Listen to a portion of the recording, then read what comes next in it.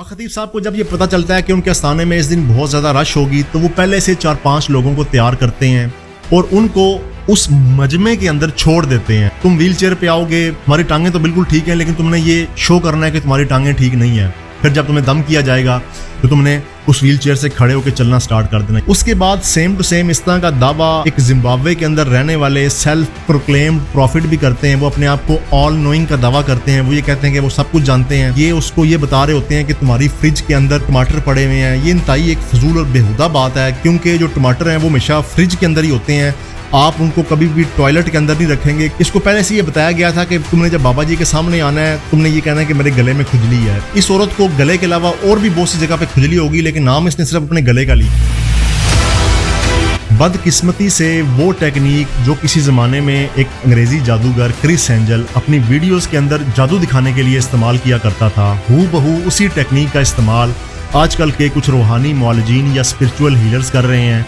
वो इस टेक्निक को इस्तेमाल करके लोगों को बेवकूफ़ बना रहे हैं, उनसे बहुत सारा पैसा बटोर रहे हैं, और सिर्फ वो यहाँ पे नहीं रुकते बल्कि वो फिर लोगों की जानों के साथ खिलवाड़ भी कर रहे हैं। मेरा नाम उस्मान अरशद है और इस वीडियो को बनाने का मकसद हरगिज़ किसी की दिल आज़ारी करना नहीं है, किसी को दुख पहुँचाना नहीं है, बल्कि आपके सामने हक और सच लेके आना है। इस चैनल को लाइक कर दें, सब्सक्राइब कर दें, अपने दोस्तों के साथ शेयर कर दें ताकि दिए से दिया जलता रहे। इस वीडियो के अंदर मैं आपको ये बताऊंगा कि कैसे पाकिस्तान में हक खतीब क्रिस एंजल की वो टेक्निक इस्तेमाल करते हैं जिसको प्लांटेड पेड एक्टर्स की टेक्निक कहते हैं, कैसे इंडिया के अंदर यही टेक्निक कुछ बाबे इस्तेमाल करते हैं, और कैसे जिम्बाब्वे के अंदर एक self proclaimed profit angel same इसी टेक्निक को इस्तेमाल करके लोगों को बेवकूफ़ बना रहा है, और कैसे अल जज़ीरा के जो सहाफ़ी हैं वो उनको एक्सपोज करते हैं अपनी वीडियो के अंदर ड्यूरिंग द स्टिंग ऑपरेशन, जिसके अंदर वो मनी लॉन्ड्रिंग कर रहे हैं। मेरे साथ रहिए। इस वीडियो को आगे लेके चलने से पहले हम लोग ये देखेंगे कि क्रिस एंजल कौन है और उन्होंने ये प्लांटेड पेड एक्टर की टेक्निक है ये कैसे इस्तेमाल की।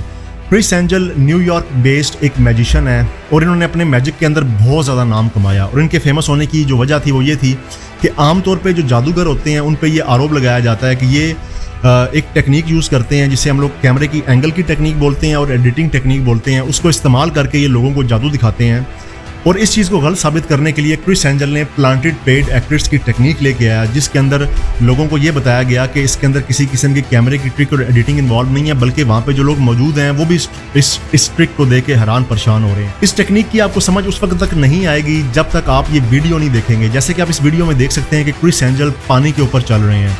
हम ये जानते हैं कि इंसान पानी के ऊपर नहीं चल सकता। इसको हम लोग डिकोड तो बाद में करेंगे कि कैसे ये पानी के ऊपर चल रहे हैं, लेकिन इस स्विमिंग पूल के अंदर आपको जो लोग दिखाई दे रहे हैं ये बेसिकली प्लांटेड पेड एक्टर्स हैं। इनको पहले से ये समझाया गया है कि जब स्विमिंग पूल के अंदर ये मैजिक हो रहा होगा, ये करतब हो रहा होगा, तो आपने इस तरह के हैरत के एक्सप्रेशंस देने हैं, एस्टोनिशिंग एक्सप्रेशंस देने हैं, ताकि देखने वालों को ये पता चले कि ये कोई कैमरे की ट्रिक नहीं है या एडिटिंग नहीं है, बल्कि ये काम वाकई ही रियलिटी में हो रहा है और क्रिस एंजल पानी के ऊपर चल रहे हैं।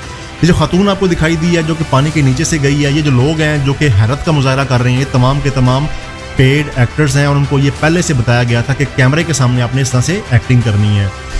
अब अगर इस टेक्निक को डिकोड किया जाए तो हम ये जानते हैं कि इस वीडियो के अंदर इस स्विमिंग पूल को अल्टर किया गया है, इस स्विमिंग पूल को मैनिपुलेट किया गया। इसके अंदर ट्रांसपेरेंट ग्लास के पिलर्स लगाए गए हैं। जैसे कि आप देख सकते हैं कि क्रिस एंजल जो है वो पानी के ऊपर चलते हुए उनका पाँव किसी सॉलिड चीज़ के साथ टकरा रहा है। ये बेसिकली ट्रांसपेरेंट ग्लास हैं जो कि पानी के अंदर आपको दिखाई नहीं देते, और आपको ये इल्यूजन फील होती है थ्रू कैमरा कि ये जो क्रिस एंजल है ये पानी के ऊपर चल रहे हैं। अब हम लोग ये देखेंगे कि कैसे इस टेक्निक को हक खतीब साहब ने इस्तेमाल किया है। हक खतीब साहब को जब ये पता चलता है कि उनके आस्थाने में इस दिन बहुत ज़्यादा रश होगी तो वो पहले से 4-5 लोगों को तैयार करते हैं और उनको उस मजमे के अंदर छोड़ देते हैं ताकि वो उनमें घुल मिल जाएं। इन लोगों को पहले से ये बताया गया होता है कि जब तुम्हारी बारी आएगी तो तुमने इस तरह से एक्टिंग करनी है, उल्टी सीधी आवाज़ें निकालनी है, फिर जब तुम्हें जूता सूंघाया जाएगा तो जूता सूंघ के तुमने फौरी तौर पे ठीक हो जाना है, हक खतीब साहब का हाथ चूमना है और आगे चले जाना है। तुम व्हील चेयर पे आओगे, तुम्हारी टांगें तो बिल्कुल ठीक है, लेकिन तुमने ये शो करना है कि तुम्हारी टांगें ठीक नहीं है। फिर जब तुम्हें दम किया जाएगा तो तुमने उस व्हील चेयर से खड़े होकर चलना स्टार्ट कर देना। ये बेसिकली पहले से स्क्रिप्टेड होता है, इन लोगों की रिहर्सल्स होती हैं, और फिर कैमरे के सामने इन तमाम चीज़ों को परफॉर्म करके सोशल मीडिया पे चढ़ा दिया जाता है ताकि ज़्यादा से ज़्यादा लोग हक खतीब साहब की तरफ राग़िब हों और फिर उनसे देगों के नाम पे पैसे लिए जाएं। तो ये बेसिकली एक रोज़ी रोटी का चक्कर है। अब मेरे कुछ सवालात हैं आपके साथ, और ये सवालात आपने अपने आप से पूछने हैं और अपने दिल पे हाथ रख के इनके जवाब देने हैं। अब हम लोग ये देखेंगे कि कैसे क्रिस एंजल की इस टेक्निक को हक खतीब साहब ने अपने आस्थाने पे इस्तेमाल किया। हक खतीब साहब को जब ये पता चलता है कि आस्थाने में इस दिन इंतहाई रश होगा, लोगों की भीड़ होगी, तो वो क्या करते हैं कि वो 4 से 5 लोगों को उस भीड़ के अंदर छोड़ देते हैं जो कि प्लांटेड एक्टर्स होते हैं। इन लोगों को पहले से ये सिखा दिया जाता है कि तुमने बजमे में घुल मिल जाना है और किसी को फील नहीं होने देना कि तुम हमारे बंदे हो। जब तुम्हारी बारी आएगी तो तुमने इस तरह से उल्टी सीधी आवाज़ें निकालनी है। हक खतीब साहब को तुम्हें जूता सुनाया जाएगा और उसको सूंघने के बाद तुमने बिल्कुल ठीक हो जाना है, उनका हाथ चूम के आगे निकल जाना है। जब तुम्हारी बारी आएगी तो तुमने व्हील चेयर पे आना है, तुम्हारी टांगें बिल्कुल ठीक हैं, लेकिन तुमने शो ये करना है कि तुम्हारी टांगें काम नहीं कर रही। फिर हक खतीब साहब तुम्हें दम करेंगे और तुमने फौरी तौर पे उस चेयर से उठ के चलना शुरू कर देना है और ये लोगों को पता चले कि ये इनके दम में इतनी शफा है। ये बेसिकली वो लोग होते हैं जिनको पहले से रिहर्सल करवाई जाती है, इनको मजमे के अंदर प्लांट किया जाता है, उसके अंदर मिक्स किया जाता है और जैसे ही इनकी बारी आती है, इनको पता होता है कि ये शख्स हमारा है, तो ये कैमरा ऑन करके उसकी रिकॉर्डिंग स्टार्ट कर देते हैं और फिर उसको एडिट करके, उसको रिकॉर्ड करके ये सोशल मीडिया पे डालते हैं ताकि और लोग भी इसको देखें और ज़्यादा से ज़्यादा लोग हक खतीब साहब के आस्थाने पे आएँ और उससे वो देगों के पैसे वसूल कर सकें। मेरा आपसे एक सवाल है जिसका जवाब आपने मुझे देना है और अपने दिल पे हाथ रख के देना है कि अगर कोई करामत हक खतीब साहब करते हैं और हू बहू वही करामत इकरारुल हसन भी कर देता है जो कि अपने आप को वलीउल्लाह नहीं कहते, तो क्या आपको हक खतीब साहब के साथ साथ इकरारुल हसन की भी बैत होना चाहिए? अगर आंखों से जंजीरें या चेनें और मुंह से कील अगर हक खतीब साहब निकालते हैं और हू बहू यही काम इकरारुल हसन भी कर देते हैं, तो क्या आपको इकरारुल हसन को भी वलीउल्लाह मानना चाहिए? अगर ये इनकी करामत है तो फिर आपको ये भी मानना चाहिए कि ये इकरारुल हसन की करामत है कि उन्होंने भी आंखों से चेले और मुंह से कील बरामद करके दिखाए हैं। अगर आप किसी भी जादूगर के पास जाएं और उन्हें आप हक खतीब की वीडियो दिखाएं तो वो वाज़े तौर पे आपको इजीली ये बता देंगे कि इसके अंदर कौन सी जादू की ट्रिक यूज़ की गई है और उसी ट्रिक्स को इकरारुल हसन ने कॉपी किया और आपके सामने हूबहू वही चीज़ें दिखाई। 2009 के अंदर हक खतीब के आस्थाने पे रेड होती है, पुलिस रेड करती है किसी सिलसिले में, तो इनकी दीवार पे एक फ़ोटो लगी होती है जिसके अंदर हक खतीब हवा में उड़ रहे होते हैं। हम ये जानते हैं कि इंसान हवा में नहीं उड़ सकता। इस फोटो को बनाने के लिए एडोब फोटोशॉप जो कि एक सॉफ्टवेयर है उसका इस्तेमाल किया गया, उसके अंदर इसकी एडिटिंग की गई है और उसके बाद फिर इसको दीवार पे लगाया गया ताकि आस्थाने पे जो लोग भी आएँ वो ये देखें कि हक खतीब साहब हवा में उड़ लेते हैं। ये सॉफ्टवेयर कोई भी इस्तेमाल करके हवा में उड़ सकता है। उसके बाद जब इनके घर को चेक किया गया तो वहाँ से मेकअप का सामान बरामद हुआ और हम ये जानते हैं कि जो लोग हक खतीब साहब के आस्थाने पे गए हैं उन्होंने ये देखा है कि हक खतीब साहब मेकअप करते हैं। मेरा आपसे ये सवाल है कि मेकअप करके दम करना ज़रूरी क्यों है? क्या दम बगैर मेकअप किए नहीं हो सकता?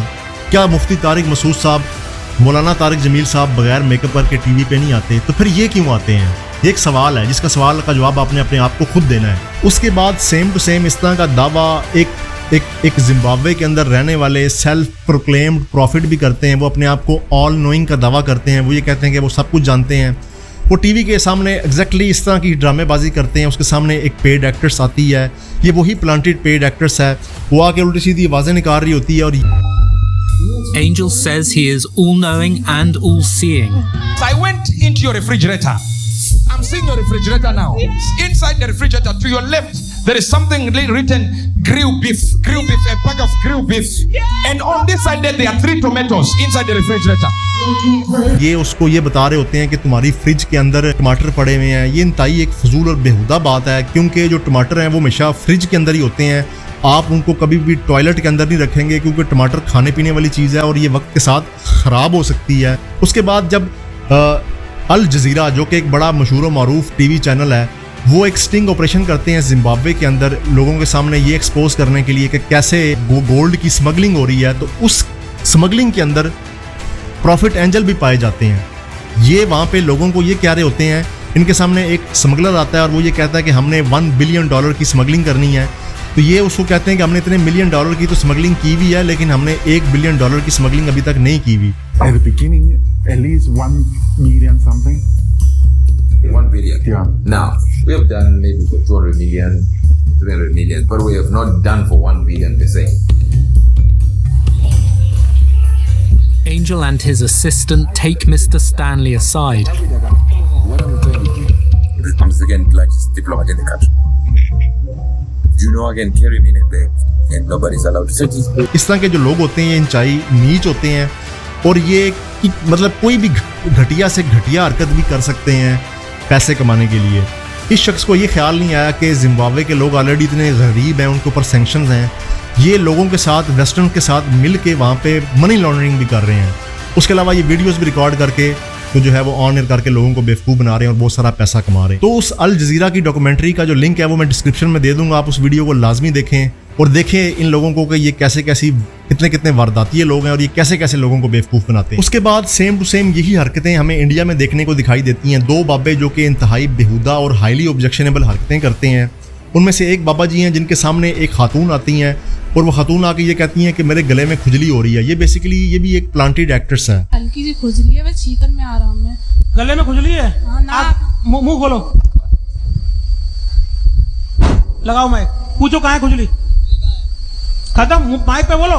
नहीं है। कहाँ गई? भाग गई? मत्था टेको, जाओ आगे।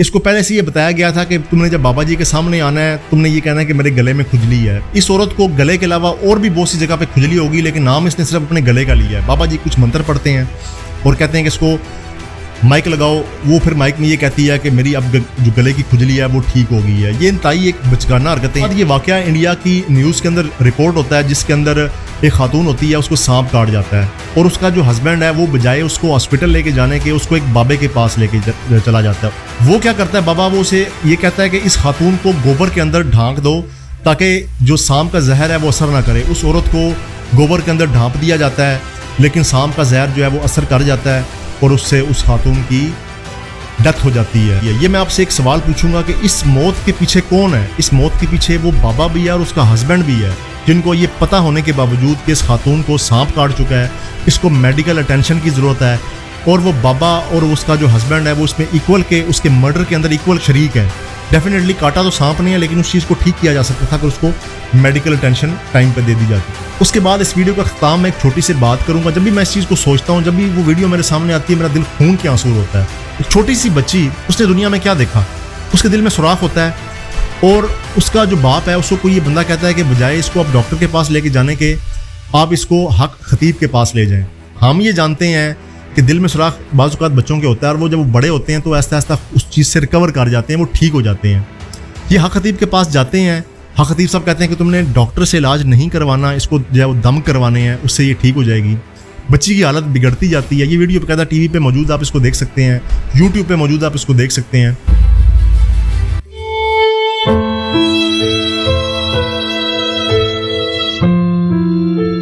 अस्सलाम वालेकुम, मेरा नाम एहसन नकवी। हमें डॉक्टर ने कहा कि इसकी हार्ट बीट बहुत तेज है, इसके दिल में सुराख है। किसी ने कहा कि एक दरबार है कोई बिलावड़ा शरीफ, वहाँ पर कोई पीर साहब बैठते हैं, तो आप बच्ची को वहाँ पर ले जाएं।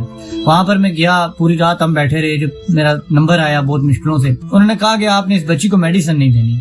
हमने कहा कि अगर आप हमें बताएं मेडिसिन भी साथ हम जारी रखें, साथ दम भी करें। उन्होंने कहा नहीं, मेडिसिन आपने जरा भी बच्ची को नहीं देनी, हॉस्पिटल नहीं लेके जाना अगर आपने बच्ची को ठीक चाहते हैं। हम बच्ची को एक बार लेके गए, उसके बाद हम दूसरी बार लेके गए, वो इसी तरह करते थे जो उनका था। 3 बार हम बच्ची को लेके गए और हमारी बच्ची की तबीयत मजीद बिगड़ती रही। आखिर में हमारी बच्ची की घर में ही ऐसी कंडीशन हो गई, सांस बिल्कुल बंद हो चुका। उस टाइम हम हॉस्पिटल लेके गए, बच्ची हमारी डायरेक्ट वेंटिलेटर पे चली गई। मेरी बेटी की डेथ हो गई है कि उस बच्ची की फिर डेथ हो जाती है। वो 1 साल कितनी क्यूट सी प्यारी सी बच्ची थी। इस मर्डर के अंदर ना सिर्फ उसका वालिद इन्वॉल्व है, बल्कि जिस शख्स ने उसको ये बोला कि तुम्हें डॉक्टर के पास इस बच्ची को नहीं लेके जाना, वो भी इसमें बराबर का शरीक है। ये कातिल लोग हैं। उम्मीद करता हूँ ये वीडियो आपको अच्छी लगी होगी। इस वीडियो को अपने दोस्तों के साथ शेयर करें ताकि उनकी भी जान बचाई जा सके, उनके बच्चों की जान बचाई जा सके और उनके पास जो पैसे हैं, जो कि बहुत थोड़ी अमाउंट में होते हैं लोगों के पास, कहीं वो उससे भी हाथ